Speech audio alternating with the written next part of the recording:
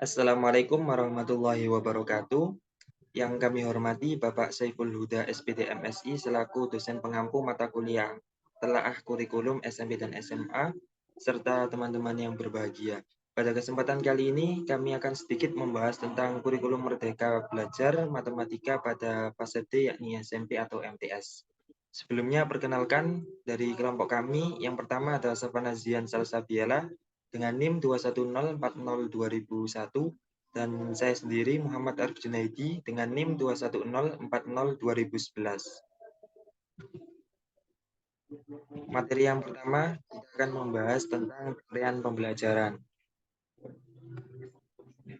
Capaian pembelajaran atau biasa kita kenal dengan CP itu adalah merupakan kompetensi pembelajaran yang harus dicapai peserta didik pada setiap fase perkembangan.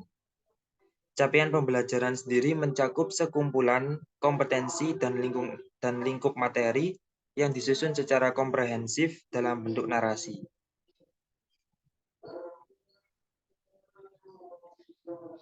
Selanjutnya ada 6 fase dalam capaian pembelajaran untuk pendidikan dasar yang meliputi yang pertama ada capaian pembelajaran untuk pendidikan anak usia dini atau PAUD terdiri atas satu fase yakni fase fondasi. Yang kedua, yang pertama ada fase A, di mana fase A ini mulai dari kelas 1 sampai 2, SD atau MI atau SDLB atau paket A. Yang kedua ada fase B, di mana fase B ini mulai dari kelas 3 sampai 4, SD atau MI atau SDLB atau paket A. Dan ini ada fase C, ini mulai dari kelas 5 sampai kelas 6 SD atau MI atau SDLB atau paket A.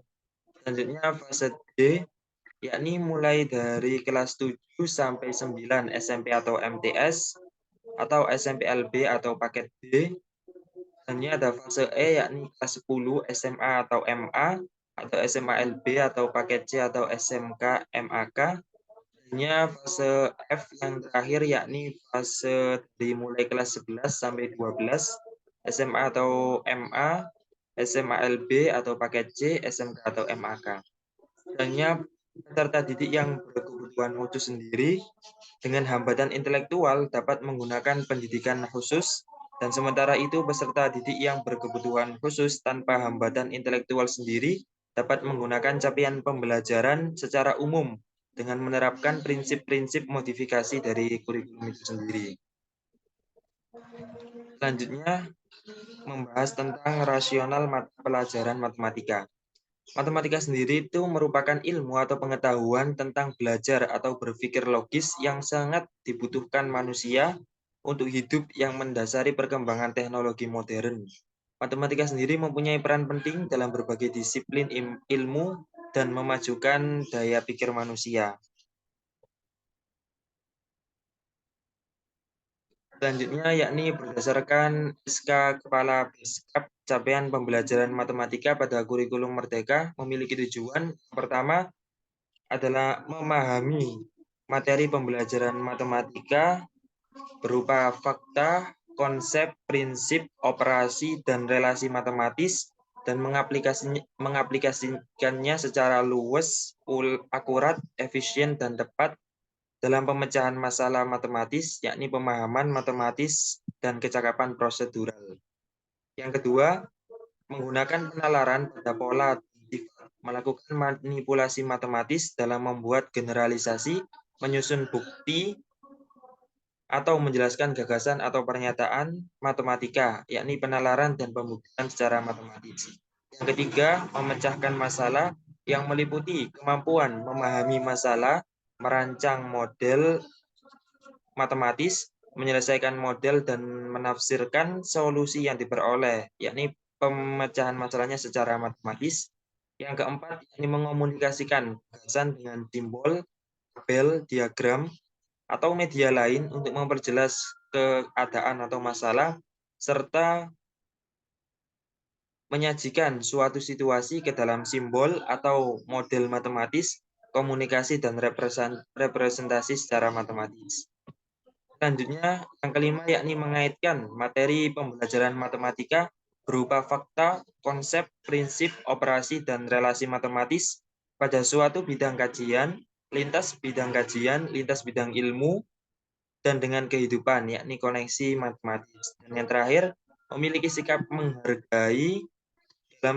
menghargai kegunaan matematika dalam kehidupan, yaitu diantaranya memiliki rasa ingin tahu, perhatian, dan minat dalam mempelajari matematika, serta sikap kreatif, sabar, mandiri, tekun, terbuka, tangguh, ulet, dan percaya diri dalam pemecahan masalah disposisi matematis. Selanjutnya ada karakteristik di mata pelajaran matematika. Mata pelajaran matematika sendiri diorganisasikan dalam lingkup 5 elemen konten dengan tambahan 1 elemen yakni pilihan dari kelas 11 dan 12 serta 5 elemen proses. Yang pertama kita akan membahas tentang elemen konten. Elemen konten dalam mata pelajaran matematika ini terkait dengan pandangan bahwa matematika itu sebagai materi pembelajaran subjek mater yang harus dipahami peserta didik. Pemahaman matematis sendiri terkait erat dengan pembentukan alur pemahaman terhadap materi pembelajaran matematika yang berupa fakta, konsep, prinsip, operasi, dan relasi yang bersifat formal universal. Di antaranya yang termasuk ke dalam elemen konten, yakni pertama ada elemen bilangan. Pada elemen bilangan ini membahas tentang angka sebagai simbol bilangan, konsep bilangan, operasi hitung bilangan, dan relasi antara berbagai operasi hitung bilangan dalam sub-elemen representasi visual, sifat urutan, dan juga operasi. Yang kedua ada elemen aljabar, yakni membahas tentang aljabar non-formal dalam bentuk simbol gambar sesuai dengan aljabar formal dalam bentuk simbol huruf yang mewakili bilangan tertentu dalam sub-elemen persamaan dan pertidaksamaan, relasi, dan pola bilangan serta rasio dan proporsi. Selanjutnya ada yang ketiga elemen pengukuran, yakni membahas tentang besaran-besaran pengukuran, cara mengukur besaran tertentu, dan membuktikan prinsip atau teorema terkait besaran tertentu dalam sub-elemen pengukuran besaran, geometris, dan juga non-geometris. Selanjutnya ada elemen geometri. Nah, pada elemen geometri ini membahas tentang sebagai bentuk bangun datar dan bangun ruang sendiri baik dalam kajian Euclid maupun non-Euclid serta ciri-cirinya dalam sub-elemen geometri datar dan juga geometri ruang. Selanjutnya ada elemen analisis data dan juga peluang ini membahas tentang pengertian data, jenis-jenis data, pengolahan data dalam berbagai bentuk representasi dan analisis data kuantitatif, terkait pemusatan dan juga penyebaran data, serta peluang munculnya suatu data atau kejadian tertentu dalam sub-elemen data dan representasinya, serta ketidakpastian dan juga peluang. Dan yang terakhir ini adalah elemen tambahan untuk kelas 11 dan 12, yakni elemen kalkulus, yakni membahas tentang laju perubahan sesaat dari suatu fungsi kontinu dan mencakup topik limit, diferensial, dan integral, serta penggunaannya. Selanjutnya yang kedua ini ada elemen proses, yakni dalam pelajaran matematika ini terkait dengan pandangan bahwa matematika ini sebagai alat konseptual untuk mengkonstruksi dan merekonstruksi materi pembelajaran matematika berupa aktivitas mental yang membentuk alur berpikir dan alur pemahaman yang dapat mengembangkan kecakapan-kecakapan. Yakni yang termasuk yang pertama ada elemen penalaran dan pembuktian matematis. Ini terkait dengan proses penggunaan pola hubungan dalam menganalisis situasi untuk menyusun serta menyelidiki praduga. Yang kedua ada elemen pemecahan masalah matematis, yakni terkait dengan proses penyelesaian masalah matematis atau masalah sehari-hari dengan cara menerapkan atau mengadaptasi berbagai strategi yang efektif. Selanjutnya yang ketiga ada elemen komunikasi, yakni terkait dengan pembentukan alur pemahaman materi pembelajaran matematika melalui cara mengomunikasikan pemikiran matematis yang menggunakan bahasa matematis yang tepat.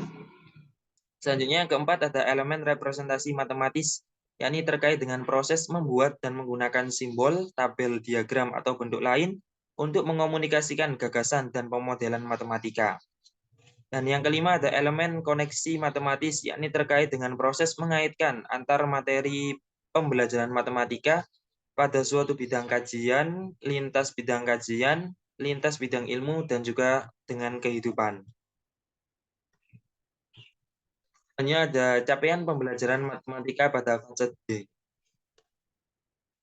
Pada akhir fase sendiri ini peserta didik dapat menyelesaikan masalah kontekstual peserta didik dengan menggunakan konsep-konsep dan keterampilan matematika yang dipelajari pada fase ini. Yakni yang pertama, mereka mampu mengoperasikan secara efisien bilangan. Yang kedua, mereka dapat menyajikan dan menyelesaikan persamaan dan pertidaksamaan linear satu variabel dan sistem persamaan linear dengan dua variabel. Ketiga, mereka dapat membuat jaring-jaring bangun ruang. Yang keempat, mereka dapat menunjukkan kebenaran teorema Pythagoras dan menggunakannya. Yang kelima, mereka dapat melakukan transformasi geometri tunggal bidang koordinat kartesius. Selanjutnya, mereka juga dapat membuat dan menginterpretasi diagram batang dan diagram lingkaran. Mereka dapat mengambil sampel yang mewakili suatu populasi menggunakan min, median, dan modus, serta range untuk menyelesaikan suatu masalah. Dan selanjutnya, mereka dapat menjelaskan dan juga menggunakan peluang. Selanjutnya ada materi matematika pada setiap elemen konten fase D. Yang pertama yakni bilangan. Akhir fase D SMP atau MTS ini, peserta didik dapat membaca, menulis, dan juga membandingkan bilangan bulat, bilangan rasional dan irasional, bilangan desimal, bilangan berpangkat bulat dan akar, serta bilangan dalam notasi ilmiah.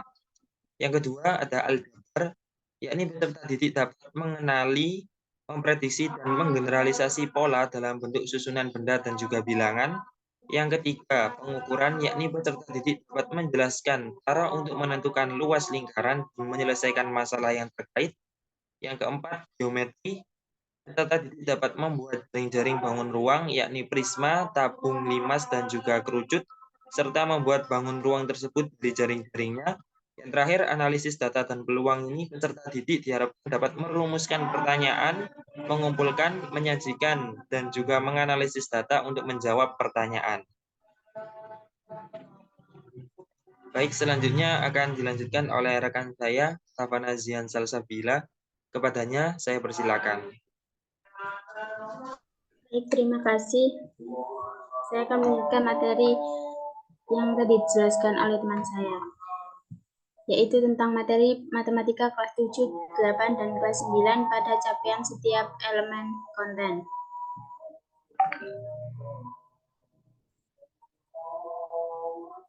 Selanjutnya,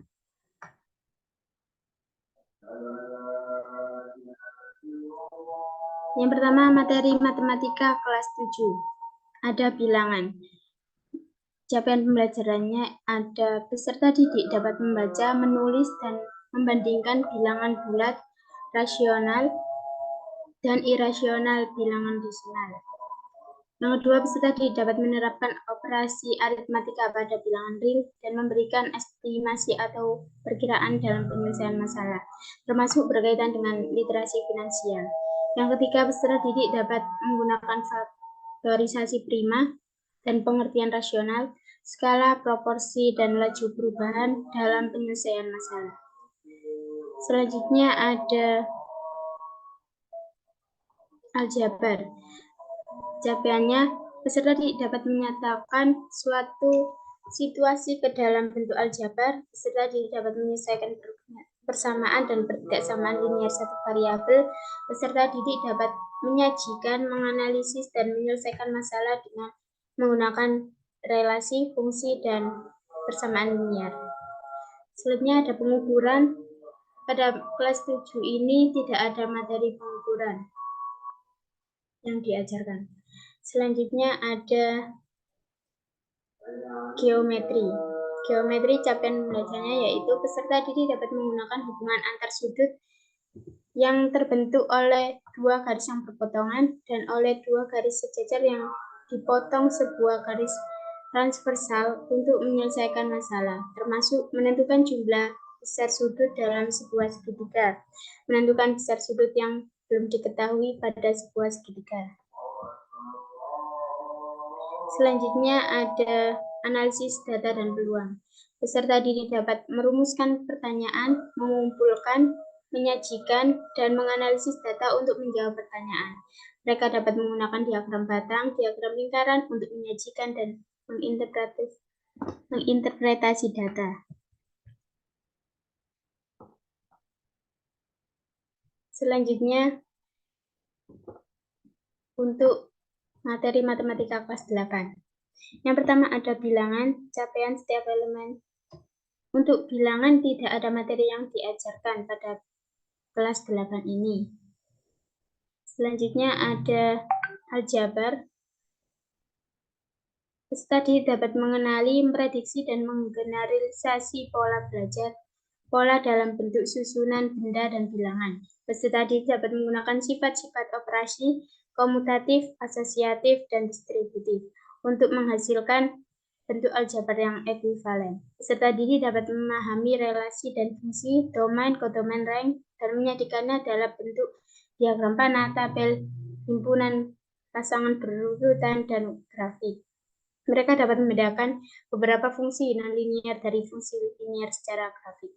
Peserta didik dapat menyelesaikan sistem persamaan linier dua variabel melalui beberapa cara untuk menyelesaikan masalah. Selanjutnya ada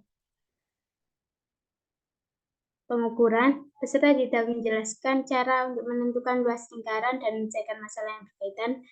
Peserta didik dapat menjelaskan cara untuk menentukan luas permukaan, volume bangun ruang, prisma, dan limas, dan menyelesaikan masalah yang berkaitan. Selanjutnya ada geometri.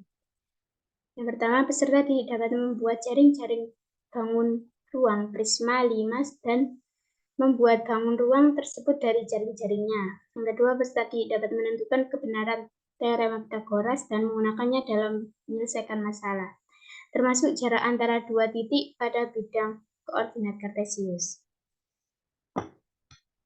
Selanjutnya ada analisis data dan peluang. Peserta didik dapat mengambil sampel yang mewakili suatu populasi untuk mendapatkan data yang terkait dengan mereka dan lingkungan mereka. Yang kedua, peserta didik dapat menentukan dan menaksir mean, median, modus, dan range dari data tersebut untuk menyelesaikan masalah, termasuk membandingkan suatu data terhadap kelompoknya, membandingkan dua kelompok data, prediksi, dan membuat keputusan. Selanjutnya, peserta didik dapat menginvestigasi kemungkinan adanya perubahan pengukuran pusat tersebut akibat perubahan data. Untuk kelas 9, yang pertama ada bilangan. Bilangan, peserta didik dapat menyatakan bilangan berpangkat bulat dan akar dalam notasi ilmiah. Selanjutnya ada aljabar. Aljabar ini tidak ada materinya untuk di kelas 9.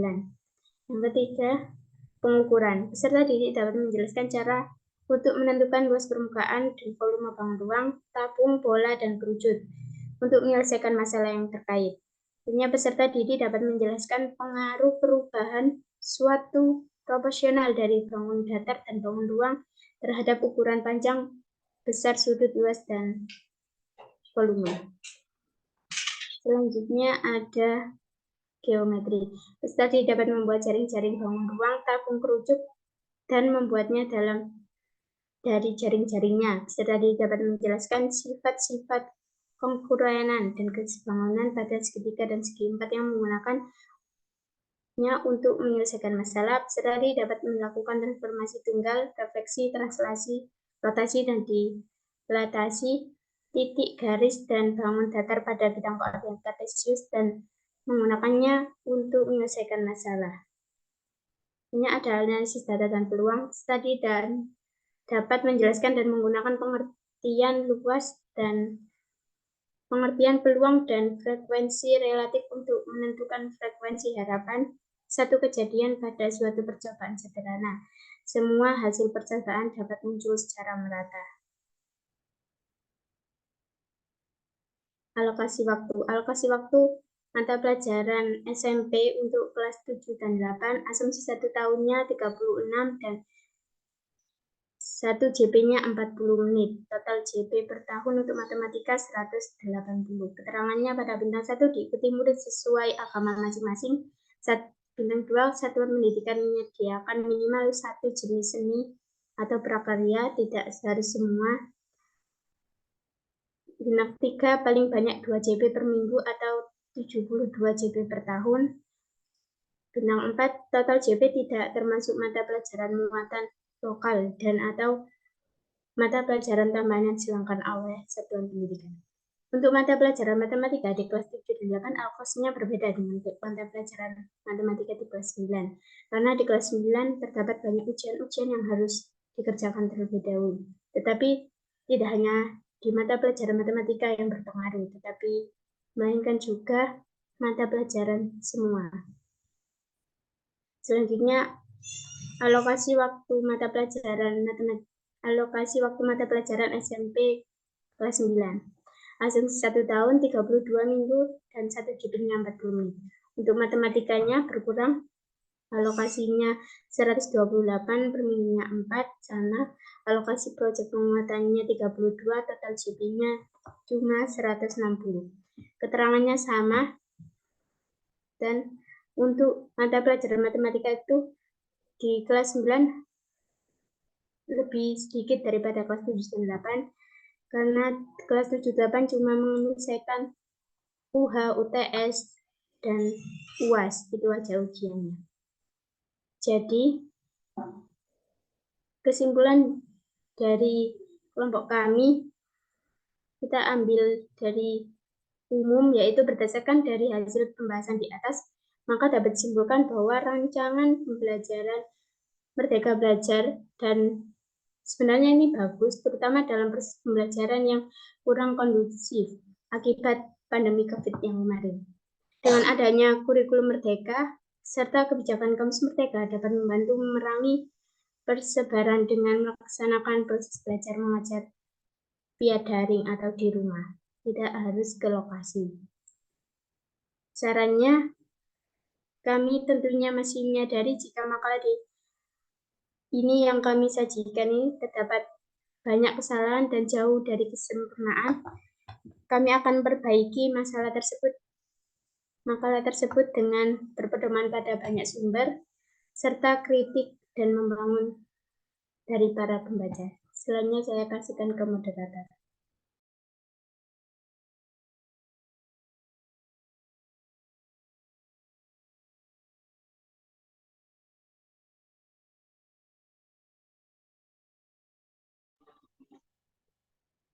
Sekian, terima kasih presentasi dari kelompok kami. Kurang lebihnya mohon maaf, kami akhiri. Wassalamualaikum warahmatullahi wabarakatuh.